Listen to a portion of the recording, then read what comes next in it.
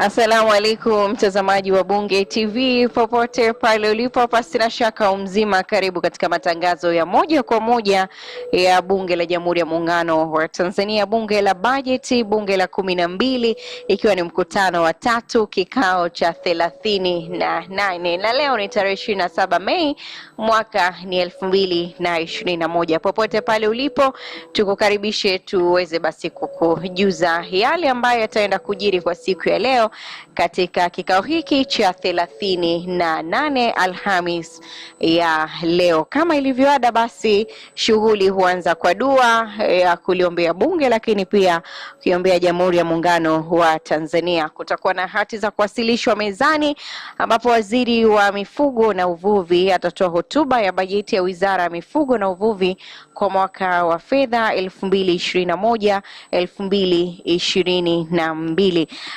Kisha mwenyekiti wa kamati ya kudumu ya Bunge ya Kilimo, Mifugo na Maji atatoa taarifa ya kamati ya kudumu ya Bunge ya Kilimo, Mifugo na Maji kuhusu utekelezaji wa majukumu ya Wizara ya Mifugo na Uvuvi kwa mwaka wa fedha 2020-2021, pamoja na maoni ya kamati kuhusu makadirio ya mapato na matumizi ya wizara hiyo kwa mwaka wa fedha 2021-2022. Kisha itakuwa ni maswali kwa waziri mkuu kama ilivyoada kila ifikapo Alhamis, na kuwa ni wasaa maswali ya papo kwa hapo kwa waziri mkuu, lakini bila kusahau maswali yale ya kawaida yatakuwepo katika wizara mbalimbali, wabunge wakihoji kama vile ambavyo watayauliza kwa waziri mkuu. Yapo pia yale ambayo tunasema swali la msingi ifuatiwa na swali la nyongeza kwa wizara mbalimbali. Tapata wasaa wa kuwezwa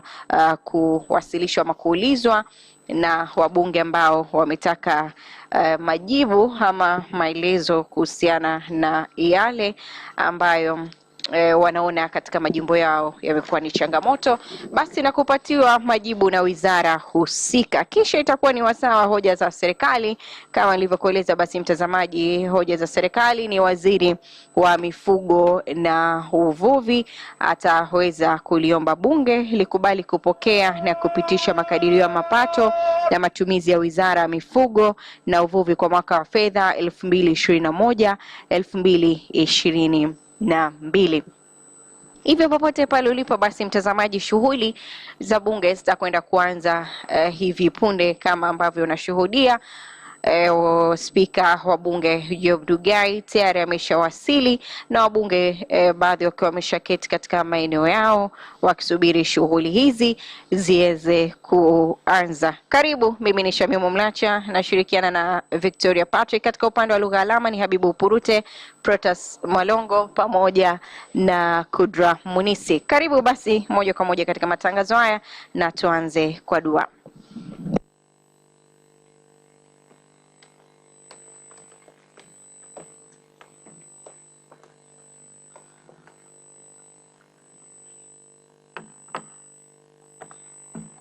Dua ya kuiombea nchi yetu na kuliombea bunge.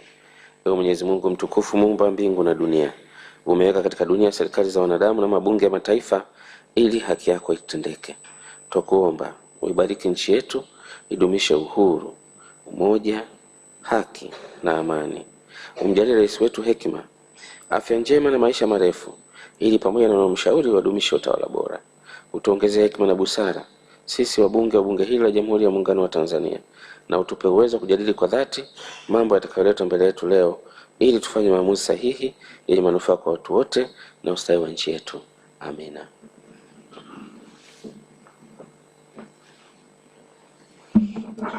Waheshimiwa wabunge, tunaweza tukakaa.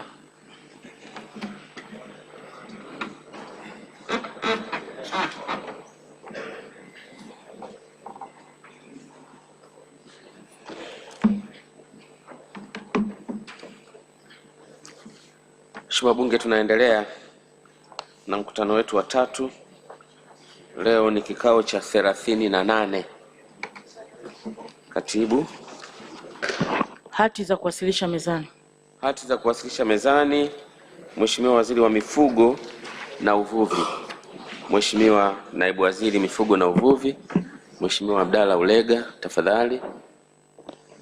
Mheshimiwa Spika, kwa niaba ya Mheshimiwa Waziri wa Mifugo na Uvuvi, naomba kuwasilisha mezani kwa mujibu wa kanuni namba 118, naomba kuwasilisha mezani hotuba ya makadirio ya mapato na matumizi ya Wizara ya Mifugo na Uvuvi kwa mwaka wa fedha 2021-2022. Mheshimiwa Spika, naomba kuwasilisha. Asante sana Mheshimiwa Naibu Waziri, tunakushukuru. Mwenyekiti wa kamati ya kudumu ya Bunge ya Kilimo, Mifugo na Maji, karibu sana. Kwa niaba ya mwenyekiti. Hati ya kuwasilisha mezani. Mheshimiwa Spika, kwa niaba ya mwenyekiti naomba kuwasilisha mezani taarifa ya kamati ya kudumu ya Bunge ya Kilimo, Mifugo na Maji kuhusu utekelezaji wa bajeti majukumu ya Wizara ya Mifugo na Uvuvi kwa mwaka wa fedha 2021 pamoja na maoni ya kamati kuhusu makadirio ya mapato na matumizi ya wizara kwa mwaka wa fedha 21-22. Mheshimiwa Spika, naomba kuwasilisha. Asante sana Mheshimiwa Jenjeri Ntata. Katibu. Maswali kwa Waziri Mkuu. Maswali kwa Mheshimiwa Waziri Mkuu. Mheshimiwa Waziri Mkuu, karibu.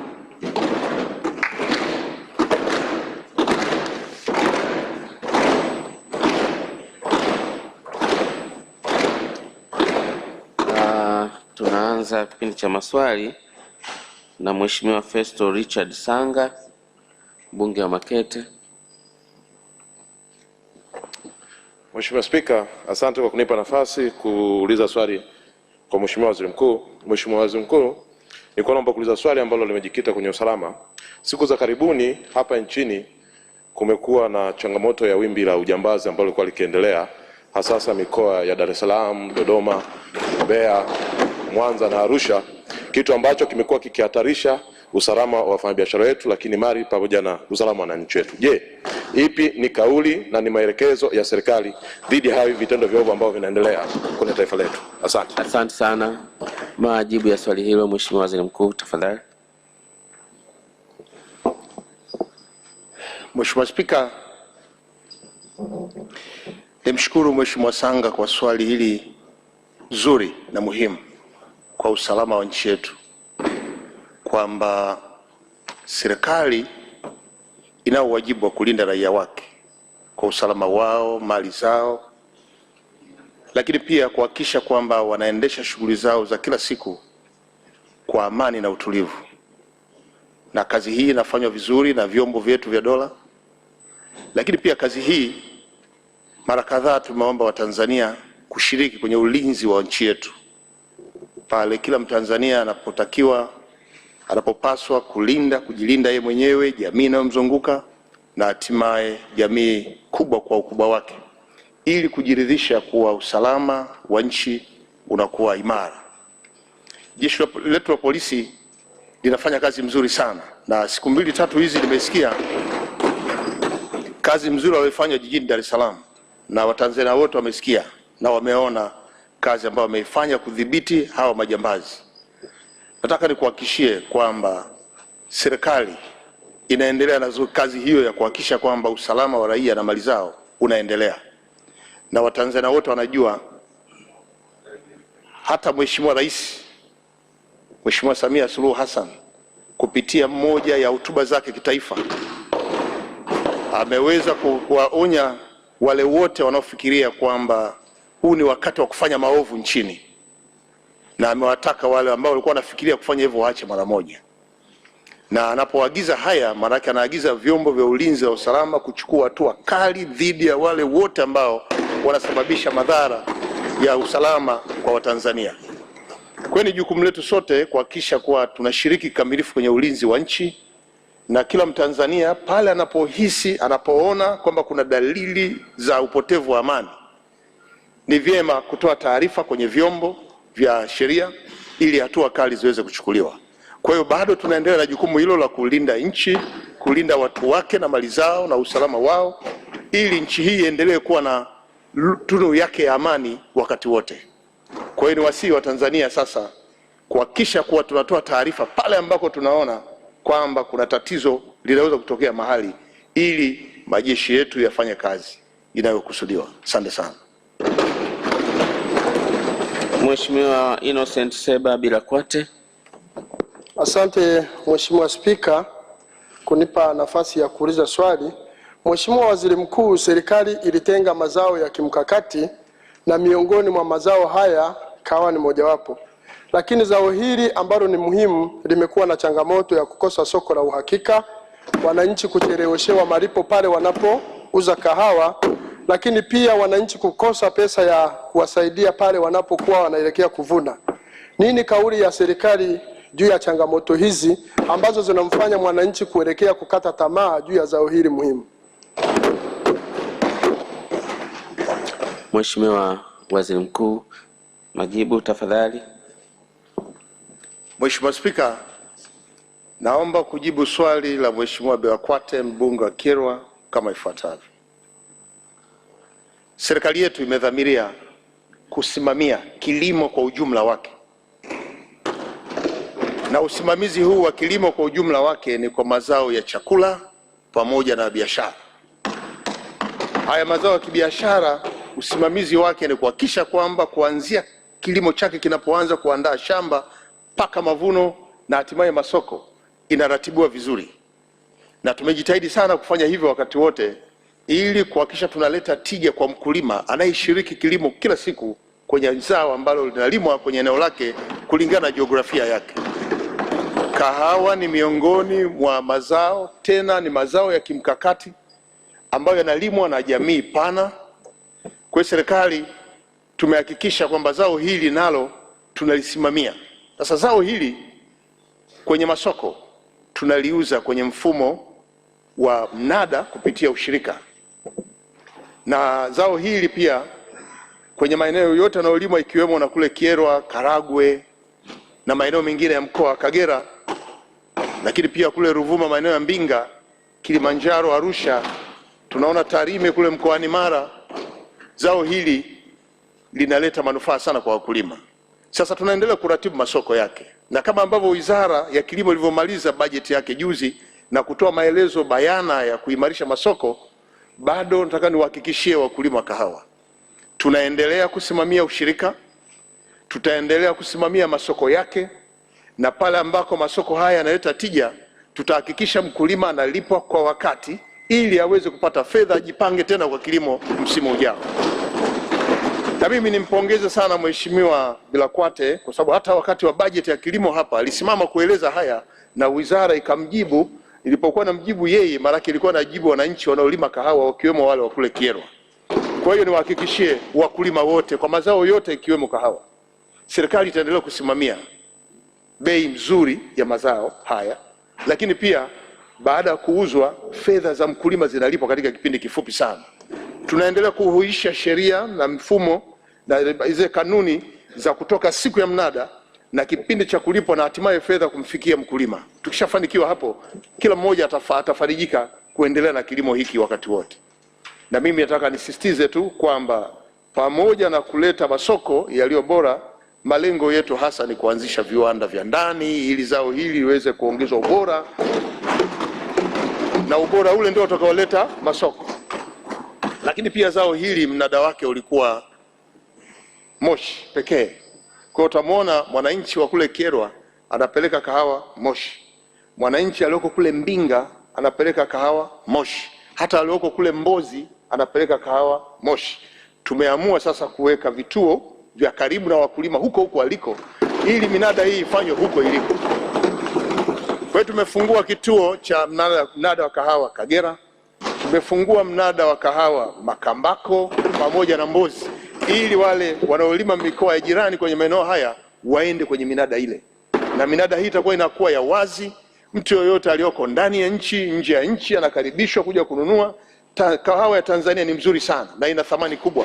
Kwa hiyo tunawashawishi wanunuzi wote wa kahawa kuitumia kahawa ya Tanzania, ikiwemo kahawa inayolimwa kule mkoani Kagera kwenye wilaya ya Kyerwa na Karagwe pale kwa ujirani. Asante sana kwa majibu. Mheshimiwa Nusrat Shaban Hanje, uliza swali lako. Asante Mheshimiwa Spika kwa kunipa nafasi na mimi nimuulize Waziri Mkuu swali. Na Mheshimiwa Spika, kumekuwa kuna ugumu wa kupata ajira kwa vijana hasa waliomaliza darasa la 7 kutokana na hasa kwenye taasisi za serikali, hata kama wamepata mafunzo katika fani mbalimbali kwenye vyuo vyetu vya ufundi. Vingine hasa vinatambuliwa na serikali, lakini wamekuwa wanapata ugumu wa kupata ajira kwa kigezo cha cheti cha form 4. Sasa sijui serikali ina mkakati gani, kwa sababu pia vyuo hivi ni vya kwao, vinatambuliwa na ACTE na serikali inavitambua. Sasa serikali ina mkakati gani kuhakikisha kwamba ina recognize vijana wetu hawa ambao wengine ni standard 7 ambao wanaulizwa kigezo cha form 4 wakati wamepatiwa mafunzo na wana uwezo wa kufanya hizo kazi? Serikali ina mkakati gani kuwatambua na kuhakikisha kwamba inawasaidia? Asante. Majibu ya swali hilo Mheshimiwa Waziri Mkuu, tafadhali. Mheshimiwa Spika, naomba kujibu swali la Mheshimiwa Nusrat, mbunge kutoka mkoa wa Singida kama ifuatavyo. Katika mazingira ya kawaida ni kweli upo ugumu wa upatikanaji ajira, na changamoto ya ajira iko duniani kote ikiwemo na hapa kwetu Tanzania. Lakini kila serikali inaweka utaratibu mzuri wa kukabiliana na changamoto hii. Kwetu nchini Tanzania kupitia serikali yetu inaongozwa na mama yetu Mheshimiwa Samia Suluhu Hassan imeendeleza mkakati wa awamu ya 5 wa kupanua wigo ambao unaruhusu Watanzania kupata ajira bila kuangalia elimu yao. Muhimu ni ujuzi, na hasa anapozungumzia wale wamepata ujuzi kwenye vyuo vyetu vya ufundi vinavyotambulika na serikali. Mkakati wa ujenzi wa viwanda ndio jibu sahihi la kupunguza changamoto hii ya ajira kwa ngazi zote. Uwe umemaliza darasa la 7, umemaliza kidato cha 4, una madigrii, hata ukiwa profesa unaweza kufanya kazi kwenye viwanda, kwa sababu kazi ziko nyingi za kufanya. Kwa hiyo mkakati wetu wa ujenzi wa viwanda ni miongoni mwa njia moja muhimu ya kuwezesha kupata ajira watu wa kada zote. Lakini 2, tunaendelea pia kuimarisha vyuo vyetu vinavyotoa ufundi stadi, kwa sababu unaposoma kwenye vyuo vya ufundi stadi unapata ujuzi. Ukipata ujuzi unaweza ukajiajiri mwenyewe, lakini ukipata ujuzi unaweza pia ukaanzisha taasisi ukawaajiri wenzako, lakini ukipata ujuzi unaweza kuajirika pia kwenye sekta nyingine. Na mimi nataka niwaongezee kuwajulisha kwamba hata ofisi ya Waziri Mkuu tunao mkakati wa kutoa mafunzo ya watu wa ngazi zote ili waweze kupata ujuzi huo, wapate nafasi ya kujiajiri, lakini kuajiriwa, lakini pia na wale wanaopata ujuzi wakaanzisha kampuni yao na kuweza kuajiri wengine. Kwa utaratibu huu tumefanikiwa sana. Katika miaka 3 iliyopita tuliwahi kukusanya vijana wa taaluma mbalimbali zaidi ya 35,000, tukawapeleka kwenye sekta mbalimbali, kilimo, madini, lakini pia utoaji huduma na maeneo mengine. Tuliwapeleka VETA na chuo cha Don Bosco, tumewapeleka kwenye mahoteli na maeneo mbalimbali ya utoaji huduma.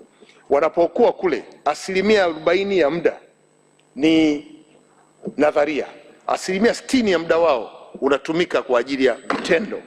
Wanapokamilisha mafunzo ya miezi 6 wanakuwa tayari wana ujuzi, na wengi wamepata mafanikio, wameajiriwa, wengine wamejiajiri. Kwa hiyo huo ndio mkakati ambao serikali unautumia ili kuwezesha kila mmoja kwa ngazi yake kuweza kupata ajira. Asante sana. Asante. Mheshimiwa Hawa Mchafu Chakoma, uliza swali lako. Ninakushukuru Mheshimiwa Spika kwa kunipa nafasi ili nimuulize Mheshimiwa Waziri Mkuu swali. Mheshimiwa Waziri Mkuu, matumizi ya mbegu ya hybrid kwa mazao kama mahindi, maharage, mchele na mengine mengi yamepoteza ladha, lakini pia yanahitaji matumizi makubwa ya mbolea na viuatilifu. Je, serikali ina mkakati gani kuhakikisha inawekeza katika uzalishaji wa mbegu za asili kibiashara ili kuwawezesha wakulima kuzinunua, lakini pia kufanya kilimo cha gharama nafuu na kumaintain afya za Watanzania? Asante Mheshimiwa Spika. Majibu ya swali hilo Mheshimiwa Waziri Mkuu, tafadhali. Mheshimiwa Spika, naomba kujibu swali la Mheshimiwa Hawa Mchafu, mbunge kutoka mkoa wa Pwani kama ifuatavyo. Ni kweli ameeleza kwamba yako baadhi ya mazao ambayo tunatumia mbegu zile inaitwa hybrid, zile mbegu ambazo zinakuzwa kwa kutumia madawa, ambazo pia uzalishaji wake, mazao yake yanaweza kuwa yanapoteza ladha kama ambavyo amesema. Lakini sisi ndani ya serikali yetu kupitia Wizara ya Kilimo tumeweka sera ya kuimarisha vitengo vyetu vinavyozalisha mbegu hizi ambazo ni za asili, ambazo pia zinaweza zikazalisha kwa kiasi kikubwa. Tunavyo vyuo vya utafiti vinaendelea na tafiti mbalimbali kwa mbegu hizi zinazozalishwa na kuona kuwa tunazalisha kwa kiasi kikubwa, siwezi kuzipeleka kwa wananchi. Lakini pia tumehakikisha kwamba kila tunapolima zao hilo ambalo limetokana na mbegu hizi ambazo tumezitafiti na tumezilima kutokana na uasili wetu, tunatenga kiasi cha mbegu ambacho kitasaidia kulima pia msimu ujao. Tumefanya hivyo kwenye zao la pamba, tumefanya hivyo kwenye zao la korosho, tumefanya hivyo mazao haya mahindi, mpunga. Tusingependa sana kuingiza mbegu hizi ambazo zimekuzwa kwa mfumo mwingine kwa sababu zinayo athari mbalimbali, na ndio hiyo mahitaji ya mbolea na vitu vingine. Lakini bado tunaendelea pia kufanya tafiti ya udongo tulionao ili tuone udongo huo kama je, unaweza kuzalisha bila kutumia mbolea nyingi, ili tuweze kuhakikisha kwa uzalishaji wetu unapanda na unaweza kusaidia pia wakulima kupata tija kutokana na mazao wanayozalisha. Kwa hiyo hatua ambayo tunaichukua ni ile kuimarisha vyuo vya utafiti na kuongeza idadi ya wataalamu, kuweza kuwapa fursa kufanya tafiti nyingi zaidi ili kupata mbegu. Na tunayo taasisi ya mbegu ambayo pia nayo tunaitumia kuhakikisha kwamba inahakikisha tunapata mbegu za kutosha kwa kila zao linalolimwa hapa nchini, na vituo hivi tumeviweka vingi kwa kanda ndani ya nchi ili kila kanda waweze kutafiti mbegu zinazolimwa kwenye maeneo hayo. Hizi ndio jitihada za serikali ambazo tunazifanya na tutaendelea kufanya hilo ili serikali na watu wake kwa maana wa Tanzania wapate manufaa na mbegu ambazo tunazalisha si wenyewe, na kusimamia kilimo kilicho bora kitakachovuna mazao mengi zaidi kama ambavyo mmejadili hapa kwenye bajeti ya Wizara ya Kilimo. Kwa huo ndio mkakati wetu wa serikali. Asante sana. Mheshimiwa Aida Joseph Henani, uliza swali lako. Mheshimiwa Spika, nakushukuru kuweza kunipatia nafasi na mimi niweze kuuliza swali kwa Mheshimiwa Waziri Mkuu. Mheshimiwa Waziri Mkuu, miongoni mwa magonjwa sugu ambayo yanakuja kwa kasi ni pamoja na ugonjwa wa kisukari. Mheshimiwa Waziri Mkuu, madaktari bingwa wanapatikana kuanzia hospitali za mikoa, kanda pamoja na taifa kulingana na sera yetu ya afya. Na wagonjwa hao wa kisukari wako maeneo yote nchini. Ningependa kujua, kwa kuwa wagonjwa hao wa vijijini wengi wanashindwa kujua kwamba wana ugonjwa huo na hawana uwezo wa kutoka vijijini kwenda mpaka hospitali ya mkoa, serikali na mkakati gani wa ziada kulingana na uzito wa tatizo hili hivi sasa kuweza kutoa huduma kwenye hospitali za wilaya pamoja na ngazi ya kata? Asante Mheshimiwa Spika. Majibu ya swali hilo Mheshimiwa Waziri Mkuu tafadhali. Mheshimiwa Spika, naomba kujibu swali la Mheshimiwa Aida mbunge wa Nkasi kama ifuatavyo. Na mimi naungana naye kwamba tunayo magonjwa mengi nchini na ambayo tunaendelea kutafuta tiba sahihi ili Watanzania waendelee kuwa na afya njema zitakazowawezesha kufanya shughuli zao za maendeleo. Sukari, ugonjwa wa kisukari ni miongoni mwa magonjwa ambayo kwa sasa yamesambaa sana nchini.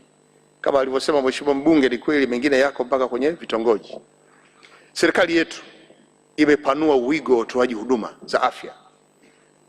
Na wigo huu tumeanzia kwenye ngazi ya huko vijijini ambako kuna zahanati.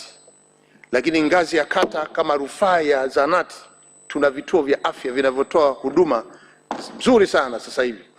Na tumejenga vituo vya afya vingi sana na tunaendelea kuvijenga vituo vya afya.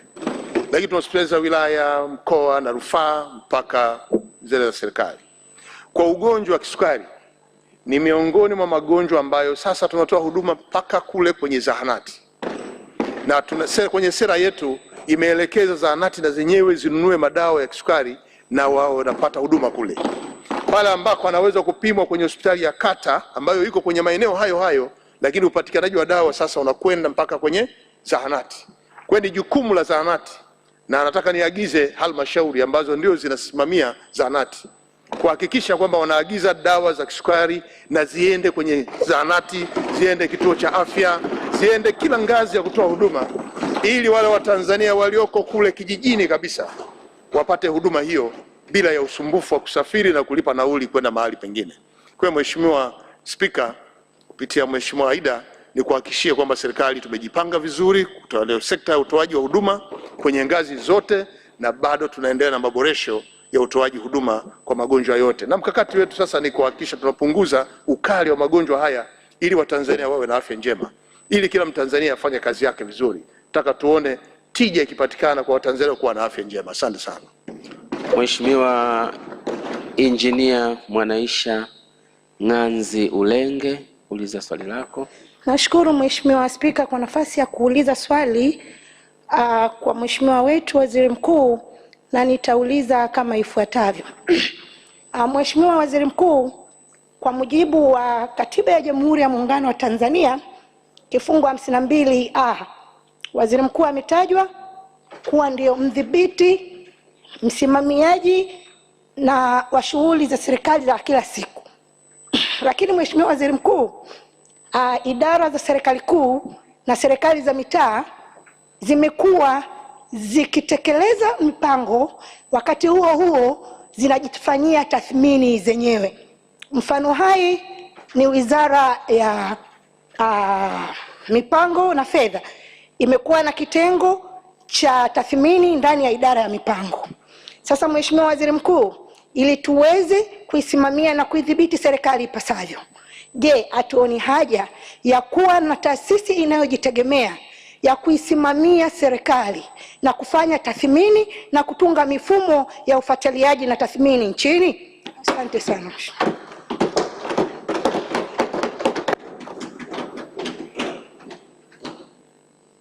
Kabla na tafakari hilo swali lako, Mheshimiwa Waziri Mkuu, majibu tafadhali.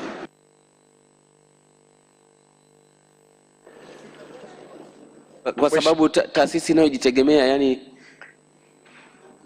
nilikuwa ninalipa tabu kwa sababu mihimili si mitatu.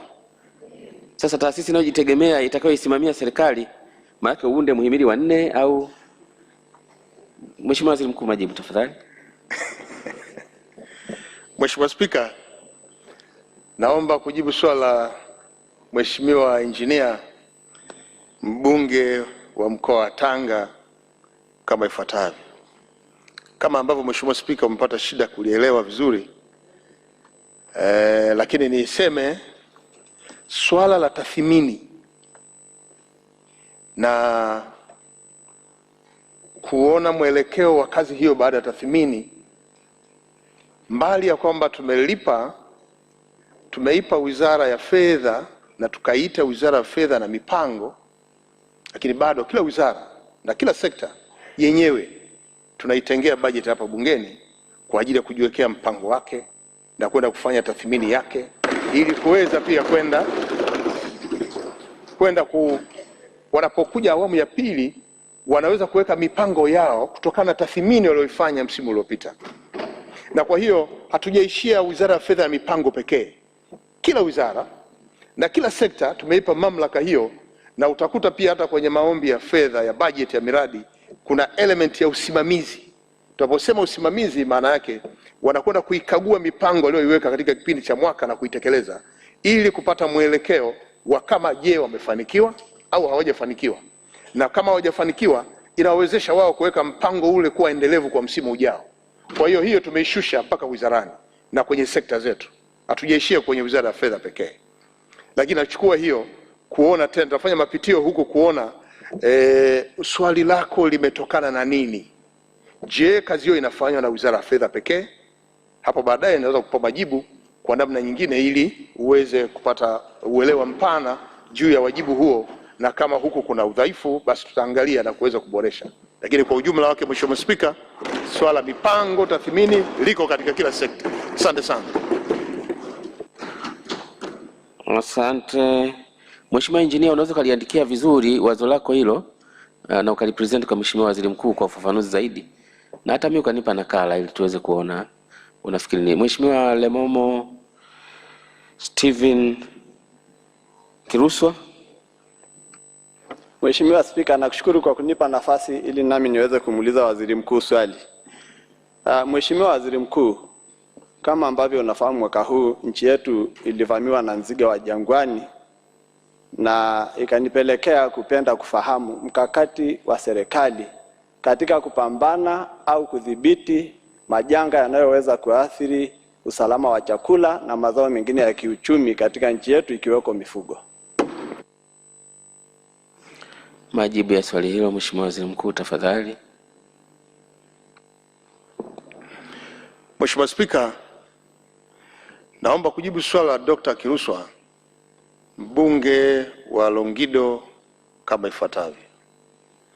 Mheshimiwa Spika, Mheshimiwa mbunge anataka kujua mkakati wa serikali wa namna kukabiliana na majanga.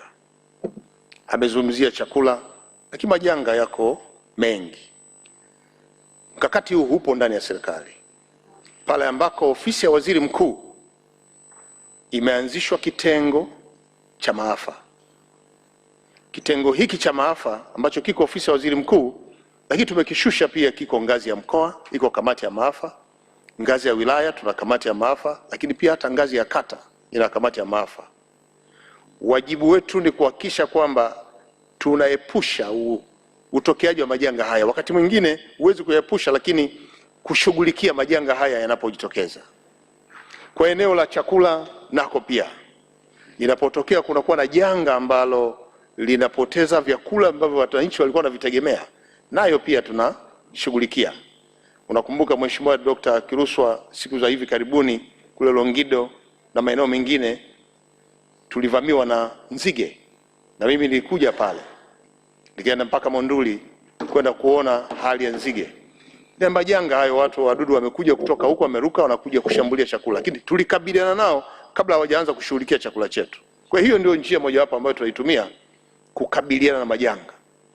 Tulienda kuwakabili kabla hawajaanza kula chakula chetu, na tukamudu kuwapoteza wote. Kwa hiyo tumeimarisha kitengo hiki kwa kuweka vifaa, lakini pia wataalamu, lakini pia bona utaalamu huo tumeendelea kushusha elimu hii kwa wananchi wenyewe, waanze kushughulikia majanga pindi tu inapotokea majanga haya, na vile vitengo husika na vyenyewe vikikaa vikiratibu vinashughulikia. Lakini pale wanaposhindwa, ngazi ya kata wanajulisha wilaya. Janga linapokuwa kubwa zaidi ya ngazi ya wilaya wanajulisha mkoa, na mkoa unaposhughulikia janga hilo likionekana limeshindikana wanajulisha ofisi ya Waziri Mkuu, na ofisi ya Waziri Mkuu imekuwa ikifanya kazi hiyo vizuri sana. Kwa hiyo niwahakikishie Watanzania kuwa na uhakika na serikali yao, kuiamini serikali yao kwamba pia tumejipanga kwenye eneo hilo kupambana na majanga mbalimbali ili kuhakikisha kwamba shughuli zote za Watanzania zinaenda vizuri na tuweze kuwa na akiba ya kutosha kwenye chakula, lakini pia usalama maeneo mengine. Asante sana Mheshimiwa Spika. Asante sana. Mheshimiwa Jessica Jonathan Msambatavangu, uliza swali lako. Asante Mheshimiwa Spika, nashukuru kwa kunipa nafasi. Mheshimiwa Waziri Mkuu, hivi karibuni tumekuwa tuna matatizo na vijana wetu wanaotoa huduma za usafiri mijini, ikiwemo bajaji, bodaboda na daladala, lakini hasa kutokana na tunasema kugombania ile miundombinu ya barabara. Nilichokiona sasa pale, pamoja na hiyo crisis iliyopo, ni kwamba kuna shida katika kucoordinate namna ya kufanya kazi zetu kati ya serikali za mitaa na wizara, na mzigo mkubwa. Ukichukua muda mrefu hutajikuta umeuliza swali. Asante. Swali lenyewe lilivyo kidogo linahitaji mfano. Samahani Mheshimiwa Spika. Jinsi ilivyo sasa tunapata shida kwa sababu unakuta kwamba kwa mfano TARURA wanakuwa wapo TAMISEMI, wakati Wizara ya Ujenzi na Uchukuzi ndio inayohusika na masuala ya ujenzi na miundombinu. Sasa panapofika wakati wa kufanya coordination, hawa ujenzi wanakuwa kwa mfano wamejenga barabara kubwa imepita katikati ya mji, lakini TARURA hawakuwa aware kutengeneza alternative way ya kuhakikisha kwamba ule mzigo mzito wa traffic unaokuja kuingia kwenye ule mji unapitishwa kwenye barabara nyingine, labda kwa sababu TARURA wako chini ya wizara nyingine. Haya yanatukuta pia kwenye masuala ya afya. Swali lako ni nini sasa? maana unachangia. Asante. Haya natukuta pia kwenye Wizara ya Afya kwenye kupandisha hospitali zetu kutoka vituo kwenda hospitali za wilaya. Sasa swali langu ni hivi, je, serikali haioni umuhimu sasa wa kuona kwamba hizi wizara zinachukua mzigo wake mzima? Kwa mfano ujenzi na uchukuzi wanaichukua na TARURA, Wizara ya Afya wanachukua na vituo vyake vya zahanati, ili wanapotaka kupandisha madaraja washughulike wenyewe, kusiwe na contradiction na kuleta ugumu pale katika kurahisisha kazi hiyo. Majibu ya swali hilo, Mheshimiwa Waziri Mkuu. Mheshimiwa Spika, naomba kujibu swali la Mheshimiwa Mtawasavangu hilo kama ifuatavyo. Sasa swali lake limegusa mambo mengi, limegusa bodaboda, limegusa TARURA, TANROADS, baadaye akahama tena kwenye hospitali. Kwa hiyo halina mwelekeo sahihi sana, lakini nataka niseme tu ndani ya serikali vyombo vyote ni vya serikali na tumetoa miongozo ya kila mmoja, na miongozo hii tumejitahidi lazima izungumze pamoja. Naposema lazima miongozo izungumze, maana yake mipango ya TANROADS hata kama inaenda kwenye mamlaka ya serikali za mitaa, lazima pia kama ni ya kisheria iende ifit in, iweze kuwa ndani ya mipango ya serikali za mitaa. Wanapojenga barabara kukatiza humo, lazima barabara ile ijengwe kwa vipimo vile vile, na mamlaka ya serikali za mitaa iruhusu hao wapitishe barabara hiyo ili iweze kutumika na wote. Hata kwenye matumizi kila mmoja atatumia, na kama barabara hiyo inahitaji kuwa na njia za waenda miguu lazima ziende hivyo. Sasa tunapokuja kwenye sekta ya afya na yenyewe ambayo inaongoza na Wizara ya Afya, ambayo pia inajengwa, miundombinu inajengwa kwenye mamlaka ya serikali za mitaa, lazima wizara hizi zizungumze, zihakikisha kwamba zinasimamia ujenzi wa miundombinu hiyo ili iweze kutoa huduma kwa Watanzania. Mwisho wa yote haya tunawahudumia hawa Watanzania. Sasa tunapokuja hapa ndani ya serikali tunaweka usawia kwa kisheria ambao kila mmoja atatumia miundombinu yote ya kila wizara kwa mujibu wa sheria na taratibu na kanuni zilizopo na zinazotuongoza. Kwa hiyo niseme tu kwamba taasisi zote hizi pamoja kwamba ziko huko kwenye mamlaka mbalimbali, lakini lazima ziwe zinazungumza lugha moja ili Mtanzania anapotumia asiwe na mgongano wa matumizi ya maeneo hayo. Kwa hiyo kama nilivyosema, swali lako lilijikita kwenye mambo mengi, lilikuwa pana. Mimi nilichofanya ni kuchukua maeneo hayo yote na kazi wanazozifanya kwa zote za serikali, na kila mmoja anapotaka kutekeleza lazima kuwe na mawasiliano na taasisi nyingine ambayo ni ya serikali. Kwa hiyo serikali lazima izungumze lugha moja na utoaji huduma lazima uende wa aina moja ili wananchi waweze kupata huduma kwenye maeneo hayo, kila mmoja na eneo ambalo analihitaji. Mheshimiwa Waziri Mkuu, asante sana. Muda wa maswali kwa Waziri Mkuu umeisha. Tunakushukuru sana, asante sana Mheshimiwa Waziri Mkuu.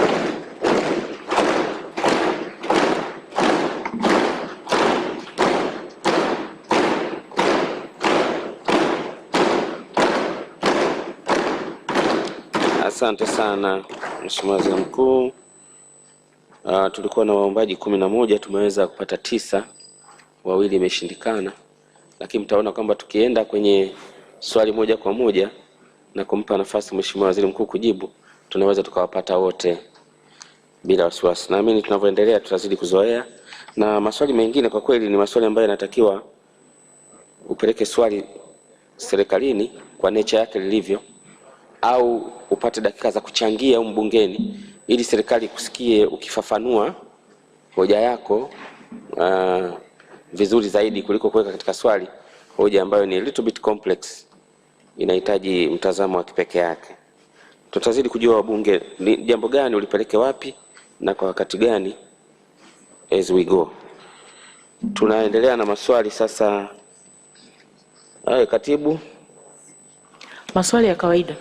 Maswali ya kawaida, tunaanza na TAMISEMI. Swali la Mheshimiwa Priscus Jacob Tarimo, mbunge wa Moshi mjini. Nakushukuru. Nini mpango wa serikali kuwawezesha kina baba kiuchumi baada ya mpango wa halmashauri wa kuwawezesha kina mama, vijana na watu wenye ulemavu kuwa na mafanikio makubwa? Swali ambalo limeelekezwa ofisi ya waziri, ofisi ya nchi, ofisi ya Rais, TAMISEMI. Tafadhali. Nakushukuru Mheshimiwa Spika. Mheshimiwa Spika, kwa niaba ya Waziri wa Nchi Ofisi ya Rais TAMISEMI, naomba kujibu swali la Mheshimiwa Priscus Jacob Tarimo, mbunge wa jimbo la Moshi mjini kama ifuatavyo. Mheshimiwa Spika, mamlaka ya serikali za mitaa zimeendelea kuwezesha wananchi kiuchumi kwa kutoa mikopo isiyo na riba kwa wanawake, vijana na watu wenye ulemavu. Mikopo hiyo hutolewa kwa mujibu wa sheria ya fedha za serikali za mitaa sura ya 290 kifungu cha 37A inayoelekeza kutenga 10% ya mapato yanayokusanywa na halmashauri kwa ajili ya mikopo ya 4% kwa wanawake, 4% kwa vijana na 2% kwa watu wenye ulemavu.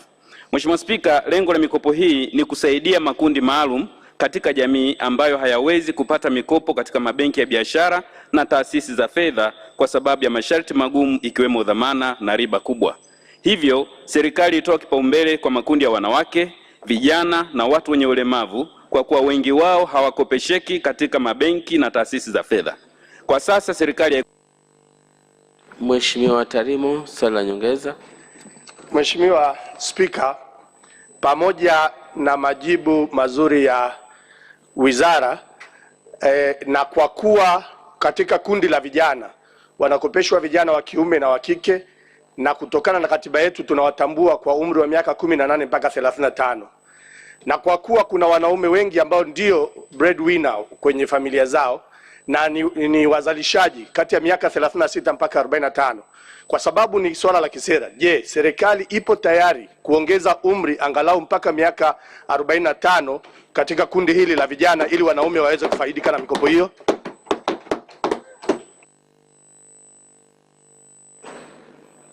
Majibu ya swali hilo, Mheshimiwa Naibu Waziri Dr. Dugange, tafadhali. Mheshimiwa Spika, kwa niaba ya Waziri wa Nchi Ofisi ya Rais TAMISEMI, naomba kujibu swali la nyongeza la Mheshimiwa Priscus Jacob Tarimo, mbunge wa Moshi mjini kama ifuatavyo. Mheshimiwa Spika, ni kweli kwamba serikali imeweka utaratibu huu wa mikopo kwa vijana. Mikopo hii ni vijana wa kiume, lakini definition kwa maana tafsiri ya vijana kwa mujibu wa taratibu zetu ni wale wenye umri wa miaka 18 hadi 35. Kwa hivyo, kwa maana tafsiri hii ya kisheria, serikali bado haijaweka mpango wa kuongeza umri kwa sababu lengo la mikopo hii ni kwa vijana, na kwa maana tafsiri ya vijana ni chini ya miaka 35. Kwa hivyo tunachukua wazo lake Mheshimiwa Spika, lakini kwa sasa sheria hii itaendelea kutekelezwa wakati tunafanya tathmini ya kuona uwezekano wa kuongeza eneo hilo. Swali hili pamoja kama linawahusu wanaume, naona wanaume wote mmekaa chini. Basi kwa niaba ya wanaume, Mheshimiwa Sofia Mwakagenda. Asante sana Mheshimiwa Spika. Ni kweli kwamba katika halmashauri zetu kunatengwa fedha 10% kwa maana ya 2, 4 na 4 kwa wanawake. Lakini ufuatiliaji wa mikopo huu baada ya kupewa hivyo vikundi unakuwa ni mgumu sana kurudisha fedha kwenye halmashauri. Serikali na Mheshimiwa, swali. Tunaomba wapate, lakini wanapokwenda kukopa huwa waelezi wake zao kama wamekisha kukopa mkopo. Jibu swali la msingi la Mheshimiwa Sofia. Mheshimiwa Naibu Waziri, tafadhali. Ni wanaume mtaachwa kila mahali, shauri yenu. Asante Mheshimiwa Spika. Mheshimiwa Spika, kwa niaba ya Waziri wa Nchi Ofisi ya Rais TAMISEMI, naomba kujibu swali la nyongeza la Mheshimiwa Sofia Mwakagenda, mbunge wa viti maalum kama ifuatavyo. Mheshimiwa Spika, katika mpango huu wa kukopesha 10% kwa wanawake, vijana na watu wenye ulemavu, serikali imeboresha utaratibu kupitia sheria namba 12 ya mikopo kwa maana ya fedha za mamlaka serikali za mitaa kuhakikisha sasa. Siku za nyuma hatukuwa na 1% kwa ajili ya ufuatiliaji wa marejesho ya mikopo hii.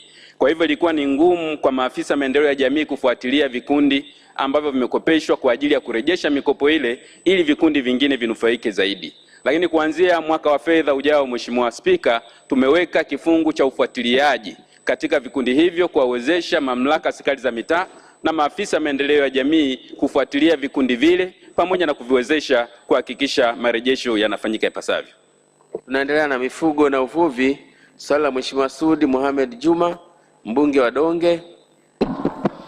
Mbunge wa Donge anauliza, je, serikali itawasaidiaje wafanyabiashara wa dagaa wanaofuata masoko nchi jirani ambao hutozwa ushuru Zanzibar na Tunduma kwa upande wa Tanzania bara? Swali ambalo limeelekezwa Wizara ya Mifugo na Uvuvi na Naibu Waziri Abdalla Ulega anaenda kutoa majibu. Mheshimiwa Spika, kwa niaba ya Mheshimiwa Waziri wa Mifugo na Uvuvi, naomba kujibu swali la Mheshimiwa